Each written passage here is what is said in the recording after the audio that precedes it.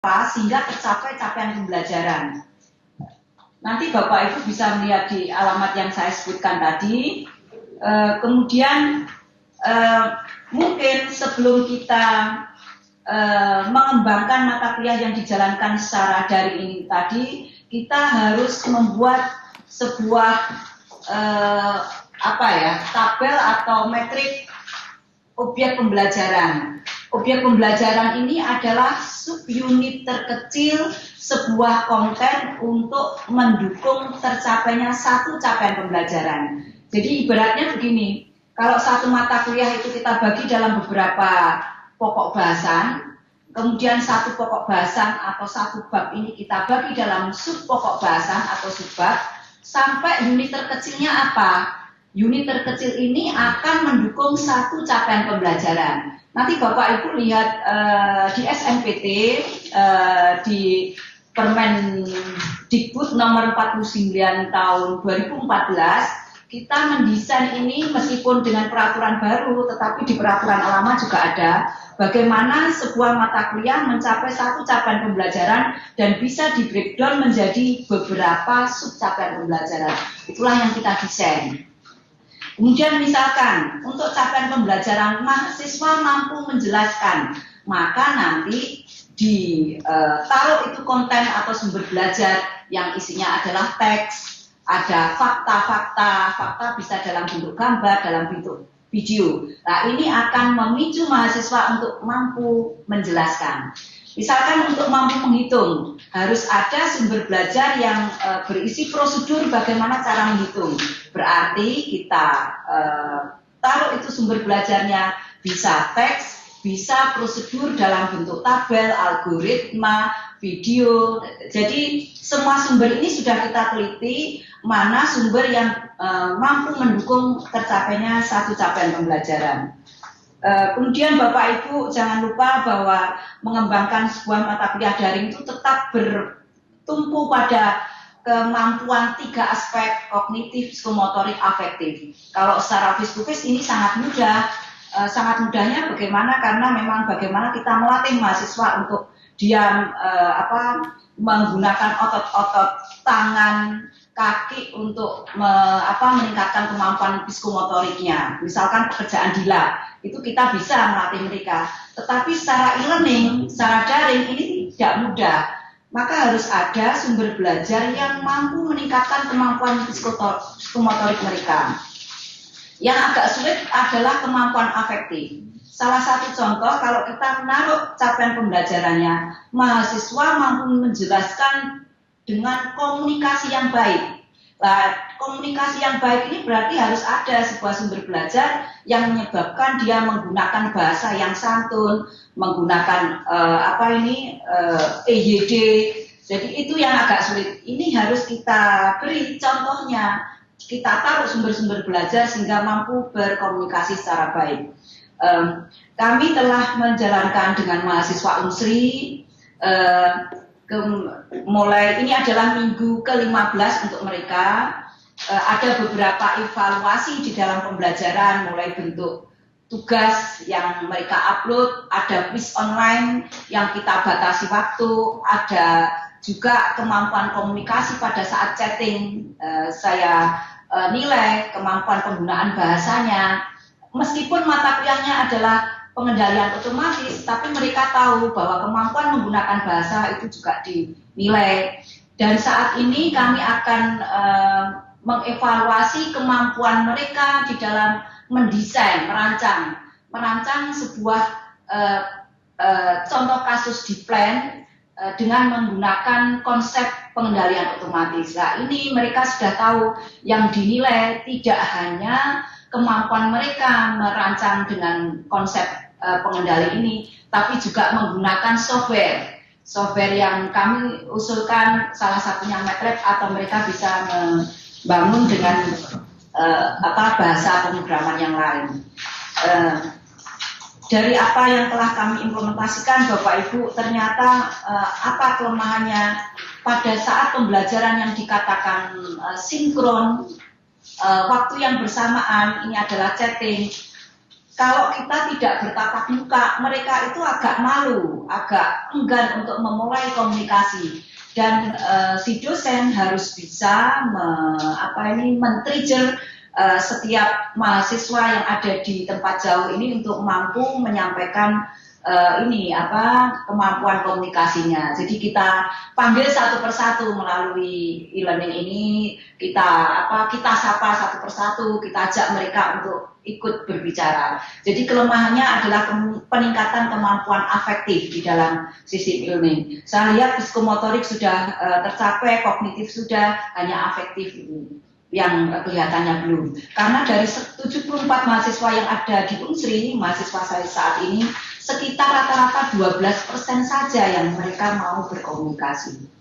Dan mungkin di P3AI sendiri akan mengembangkan bagaimana model atau sumber belajar sehingga mereka mampu untuk meningkatkan kemampuan yang afektif ini.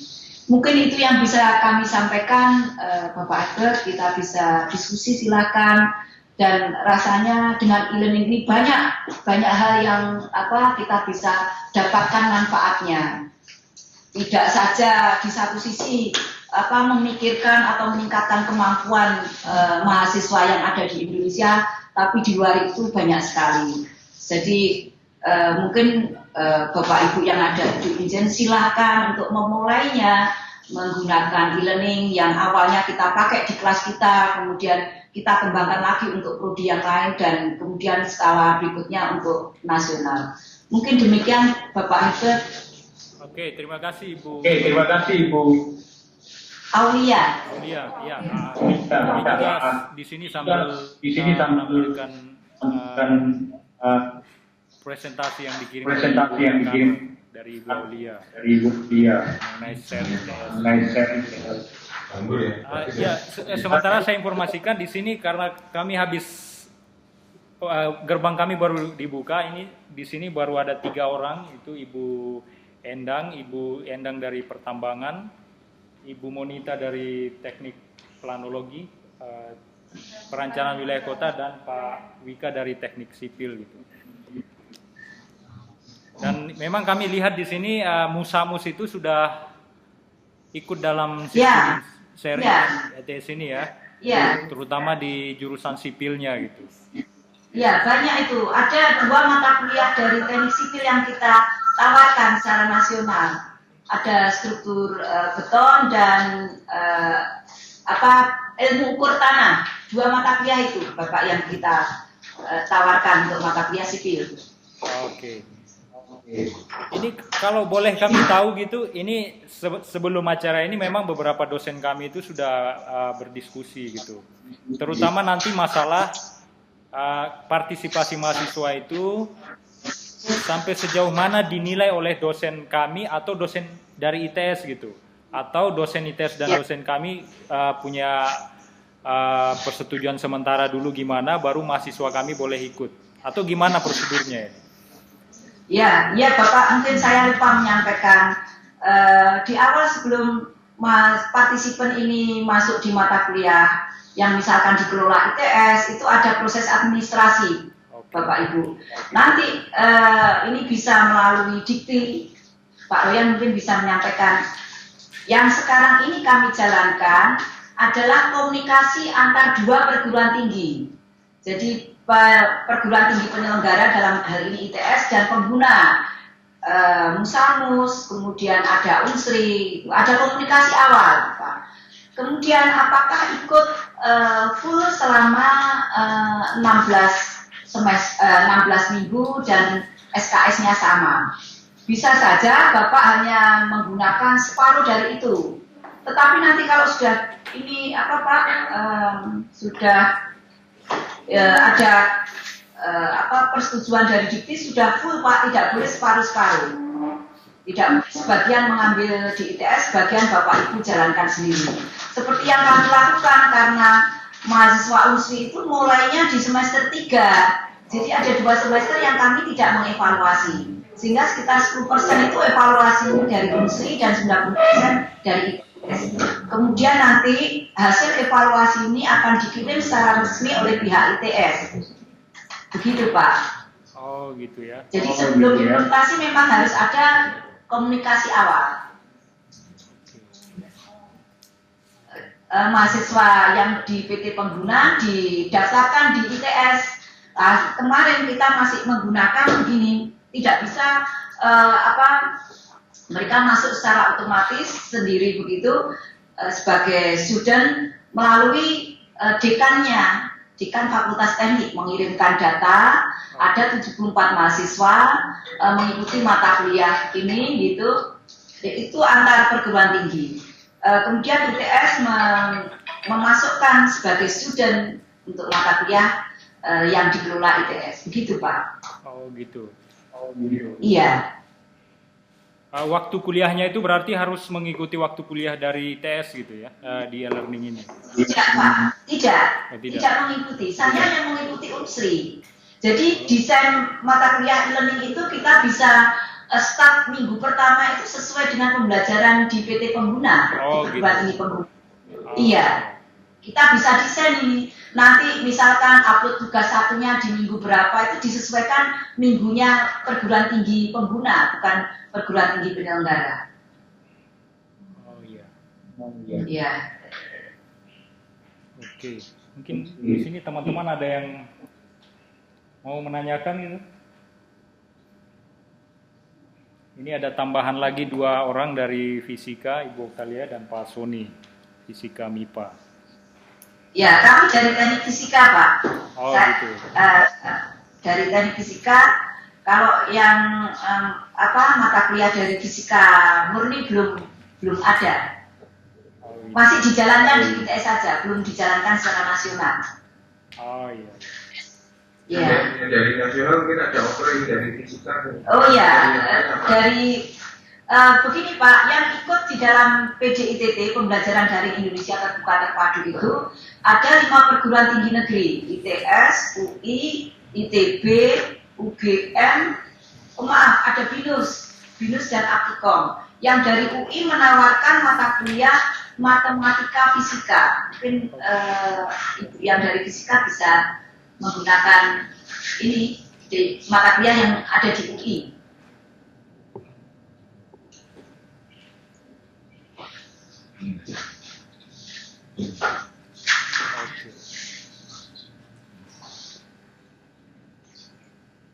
Ya, halo. Ya, Bapak. Ya. Oke. Mungkin ada yang Aulia, selamat pagi. Ya, pagi ya Ibu. Saya Ibu Monita, Ibu. Saya mau bertanya, kalau misalnya gini Bu, kami bisa, berarti artinya begini, kami bisa memilih mata kuliah, tapi provider e-learningnya itu bisa dari berbagai universitas. Misalnya yang di UI saya mau ambil misalnya pemetaan, terus yang di ITS misalnya saya mau ngambil transportasi algoritma, misalnya begitu. Jadi kami boleh istilahnya nggak satu source, tapi boleh dari provider berbeda universitas, begitu ya? Ya, silakan Ibu. Jadi dari kurikulum Ibu yang 144 SKS, Ibu mengambil 30 SKS dari 5 perguruan tinggi ya boleh. Iya, itu kan nanti ada credit earning, ada apa ini? Ada legalitas untuk transfer kredit ini. Sertifikat yang dikeluarkan masing-masing perguruan tinggi penyelenggara. Dan itu sudah ada, sudah disetujui oleh nasional, oleh Dikti. Kalau mau tanya Bu, misalnya ada resource yang bisa diakses oleh mahasiswa kami, apakah itu misalnya memang ada modul dan pembelajaran, terus ada beberapa yang tadi Ibu bilang, ada yang mungkin dalam bentuk Excel atau bentuk e-readernya gitu. Jadi maksudnya sumbernya itu memang tinggal bisa mereka akses walaupun offline gitu, bisa Bu ya, bisa diambil atau harus online Ibu. Pada saat mengambil sumber belajarnya harus online.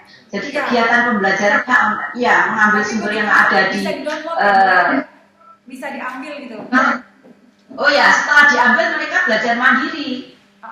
Setelah sumber belajar ini diambil, mereka belajar mandiri, kemudian akan kita lakukan evaluasi berdasarkan pekerjaan belajar mandiri tadi.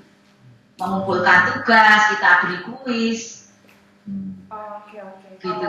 Ya, Mungkin saya pertanyaannya segitu dulu Bu, nanti saya coba lihat Ya, lagi. silakan. Mungkin ada teman-teman yang lain yang Bisa. bisa bertanya sama Ibu Aulia. kalau ada koneksi yang baik, Ibu lihat di alamat share ITS share.its.ac.id. Kemudian ambil di mata kuliah yang paling depan itu sistem pengendalian otomatis. Bapak Ibu akan bisa lihat di situ kita diskusi.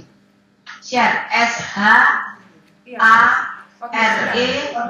share.its.ac.id ada di Sudah kami ada tampilkan, dia, Bu. di slide. Ya, sedang kami tampilkan di slide. Sudah. Ya, silakan. Ya, sudah kami tampilkan. Ibu bisa lanjut. Oh begitu Pak ya. Boleh Bapak membuka laman itu, saya juga membuka di sini. Ya. Sudah dibuka Pak? Ya, sudah. Yang Sudah. ya, halaman 6 itu yang presentasi Ibu. Oh, enggak, maksud saya Bapak sudah melihat share ITS-nya? Belum. Buka share ITS, Tuh, tapi ya, adresnya ya. iya Bu. Bagus, Alamatnya Pak. Karena akan lebih jelas kalau Bapak Ibu membuka di laman share ITS ACD. Jadi prasyarat apa saja yang harus ada bagi sebuah mata kuliah yang dijalankan secara e-learning. Ya, harus ada silabus, ada rencana pembelajaran semester, panduan untuk mengerjakan tugas, ada rencana tugas, rencana evaluasi. Harus lengkap data dosennya, karena setiap saat mahasiswa bisa saja berkomunikasi dengan dosen, itu kita beri alamat yang jelas. Dan kita membagi topik itu sesuai dengan peta kompetensi. Mungkin Bapak Ibu sudah pernah mengikuti pelatihan applied approach atau pekerti, bagaimana kita membuat kompetensi, peta kompetensi. Dari peta itu kita gampang, misal